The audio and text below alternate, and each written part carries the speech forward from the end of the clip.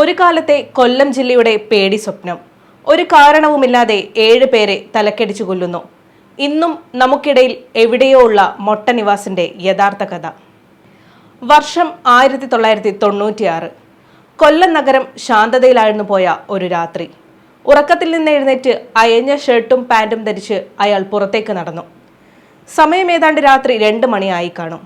നേരിയ തണുപ്പുണ്ടായിരുന്നു. സ്ട്രീറ്റ് ലൈറ്റുകളുടെ വെളിച്ചത്തിൽ തന്റെ ഇരകളെ തേടിയിറങ്ങലായിരുന്നു അയാളുടെ വിനോദം. മുൻ പരിചയമോ ശത്രുതയോ ഒന്നുമില്ല. എതിർക്കാൻ ശേഷിയില്ലാത്ത, അന്വേഷിച്ചു വരാൻ പ്രത്യേകിച്ച് ആരുമില്ലാത്ത തെരുവുകളിൽ അന്തിയുറങ്ങുന്ന മനുഷ്യരായിരുന്നു അയാളുടെ ലക്ഷ്യം. യാതൊരു പ്രകോപനവുമില്ലാതെ അയാൾ കൊന്നു തള്ളിയത് 7ഓളം നിസ്സഹായരായ മനുഷ്യരെയാണ്. പരമ്പര കൊലപാതകങ്ങൾക്ക് പോലീസ് അറസ്റ്റ് ചെയ്യുമ്പോൾ അയാൾക്ക് പ്രായം 30 വയസ്സ് മാത്രം. കൊല്ലം നഗരത്തിലെ SP ഓഫീസിന് സമീപമുള്ള ഫ്ലൈ ഓവറിന് താഴെ ഉറങ്ങുകയായിരുന്ന 65-കാരനായ രാജശേഖരനാണ് മൊട്ട നവാസിന്റെ ക്രൂരതയുടെ ആദ്യ ഇരയെന്നാണ് കരുതപ്പെടുന്നത്. രാത്രി ഏതാണ്ട് 2 മണിയായി കാണും. ജോലി കഴിഞ്ഞ് വീട്ടിലേക്ക് മടങ്ങുകയായിരുന്ന ഒരു യുവാവ് വഴിയരികിൽ വികൃതമെന്ന് തോന്നിക്കും വിധം ഉറങ്ങുന്ന ഒരു വൃദ്ധനെ കണ്ടു. മദ്യപിച്ച് ലെക്കുകെട്ട് കിടക്കുകയായിരിക്കുമെന്ന് കരുതി അയാൾ മുന്നോട്ട് നടന്നു. മനസ്സിലെന്തോ വല്ലാതെ അലട്ടിയിട്ടുണ്ടാകാം. യുവാവ് തിരികെ വൃദ്ധനരികിലെത്തി. വെളിച്ചം നന്നേ കുറവായിരുന്നു. വൃദ്ധൻ കിടന്നുറങ്ങുന്നതിന് അടുത്തായി എന്തോ ഒന്ന് തളം കെട്ടി കിടപ്പുണ്ട്. അയാൾ കണ്ണുകൾ നന്നായൊന്ന് അടച്ചു തുറന്നു. വൃദ്ധനെ വീണ്ടും നോക്കി.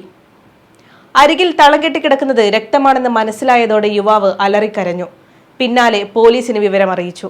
പോലീസ് സ്ഥലത്തെത്തിയപ്പോൾ കാണുന്നത് തലയോട്ടി ചിന്നിച്ചിതറിയ വിധത്തിൽ ഒരു വൃദ്ധന്റെ മൃതദേഹമാണ്. മുഖം തിരിച്ചറിയാനാകാത്ത വിധം വികൃതമായിരുന്നു. ശരീരമാകെ രക്തത്തിൽ കുളിച്ചിരുന്നു. മൃതദേഹം പോലീസ് ഉടനെ പോസ്റ്റ്മോർട്ടത്തിന് അയച്ചു.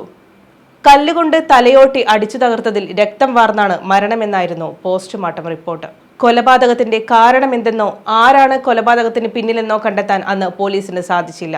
വേട്ട അവസാനിപ്പിച്ചെന്ന് കരുതിയ സമയത്ത് മൊട്ട നിവാസ് വീണ്ടും തന്റെ ഇരകൾക്കായുള്ള വേട്ട ആരംഭിച്ചു. 2007 അടുത്ത കൊലപാതകം. അന്ന് ഷമീർ എന്ന ആളായിരുന്നു നവാസിന്റെ ഇര. ഈ 2 കൊലപാതകങ്ങളെ സംബന്ധിച്ച് ആധികമായ വിവരങ്ങളൊന്നും ലഭ്യമല്ല. ഉത്തരം കണ്ടെത്താൻ പോലീസ് ശ്രമം തുടരുന്നതിനിടെ നവാസ് മുനിസിപ്പൽ ഓഫീസിന് മുന്നിൽ കിടന്നുറങ്ങുകയായിരുന്ന സുദർശൻ എന്ന 45-കാരനെയും കൊലപ്പെടുത്തി. തലയോട്ടി ചിന്നിച്ചിതറി രക്തം വാർന്നുള്ള മരണമായിരുന്നു സുദർശന്റേതെന്ന് പോസ്റ്റ്മോർട്ടം റിപ്പോർട്ടിൽ വ്യക്തമായിരുന്നു. ഏതാണ്ട് 2ാമത്തെ കൊലപാതകം നടത്തിയപ്പോൾ തന്നെ നവാസിനെ പോലീസ് അറസ്റ്റ് ചെയ്തിരുന്നു. മാനസിക വിഭ്രാന്തിയുള്ള ആളെപ്പോലെ പെരുമാറി നവാസ് അന്ന് പോലീസിനെ കബളിപ്പിച്ചു.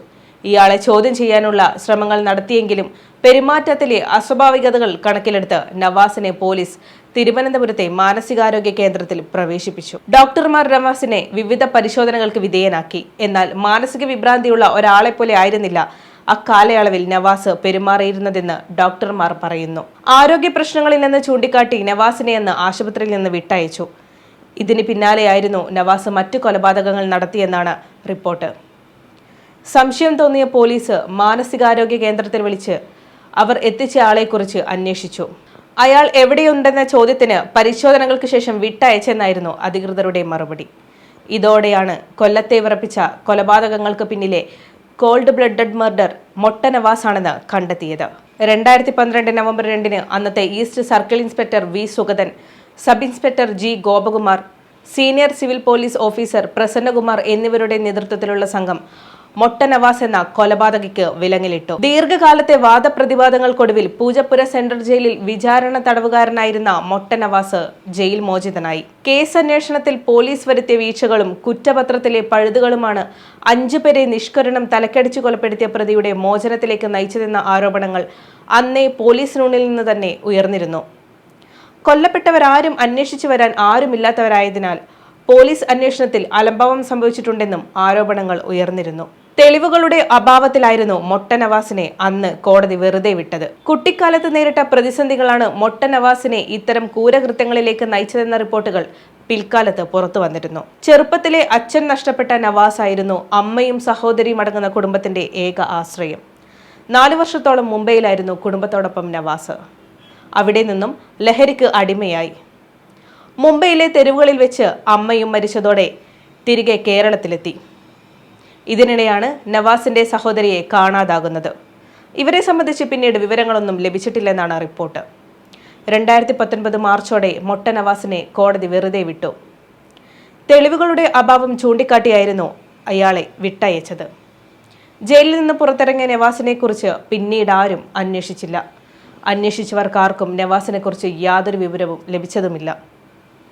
ഇന്ന് അയാൾക്ക് പ്രായം 60-നോടടുത്തിട്ടുണ്ടാകും.